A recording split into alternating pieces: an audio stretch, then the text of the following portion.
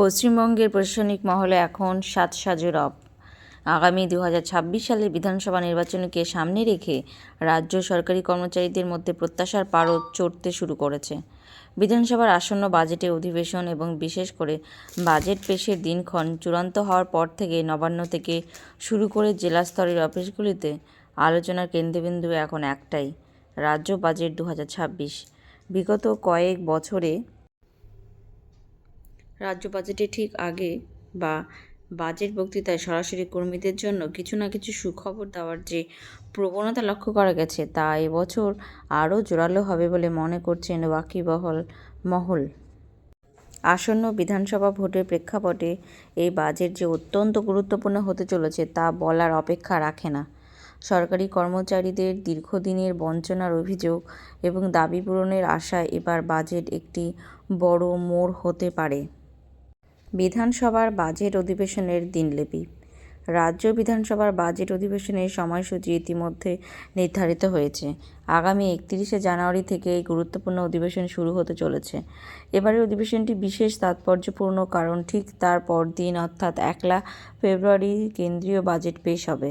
স্বাভাবিকভাবেই কেন্দ্রীয় বাজেটের প্রভাব এবং রাজ্য বাজেটের নিজস্ব ঘোষণা এই দুইয়ের মেলবন্ধনে ফেব্রুয়ারি মাসের প্রথম সপ্তাহটি অর্থনৈতিক ও প্রশাসনিক দিক থেকে অত্যন্ত গুরুত্বপূর্ণ হতে চলেছে। বাজেটের তারিখ: 31শে জানুয়ারি বিধানসভার বাজেট অধিবেশন শুরু। 1 ফেব্রুয়ারি রবিবার কেন্দ্রীয় বাজেট পেশ। 2 ফেব্রুয়ারি সোমবার রাজ্য বাজেট পেশ। সরকারি কর্মচারীদের প্রত্যাশার মূল জায়গা। 2026 সালের বিধানসভা নির্বাচনকে পাখির চোখ করে রাজ্য সরকার এবার বাজেটে জনমোহিনী কিছু পদক্ষেপ নিতে পারে বলে মনে করা হচ্ছে। বিশেষ করে সরকারি কর্মচারীদের ক্ষোভ প্রশমন এবং তাদের মন জয়ে দুটি নির্দিষ্ট বিষয়ের উপর জোর দেওয়া হতে পারে বলে কর্মী মহলে জোর জল্পনা চলছে। রাজ্য সরকারি কর্মচারীদের দীর্ঘদিনের আন্দোলনের মূল বিষয় হলো বকেয়া মহার্ঘ ভাতা। যদিও বিষয়টি নিয়ে আইনি লড়াই চলছে, তবুও কর্মীদের আশা ভোটের আগে রাজ্য সরকার বাজেটে অন্তত এক কিস্তি ডিএ ঘোষণা করতে পারে।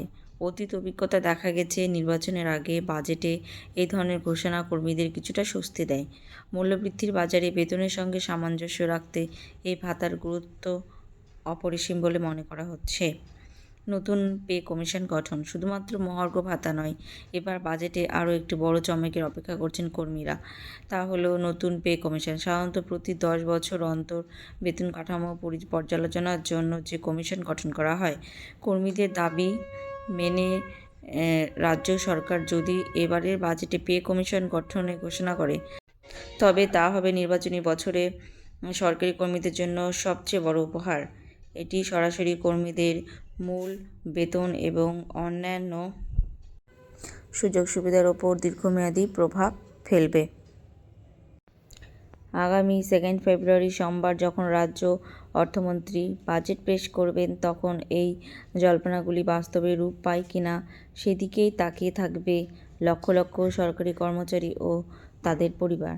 তো বন্ধুরা, ভিডিওটি ভালো লাগলে অবশ্যই কিন্তু সাবস্ক্রাইব করে পাশে থেকো, বেল নোটিফিকেশান অন করে দিও। দেখা হচ্ছে নেক্সট ভিডিওতে। টিল দেন সবাই ভালো থেকো, সুস্থ থেকো। Thanks for watching.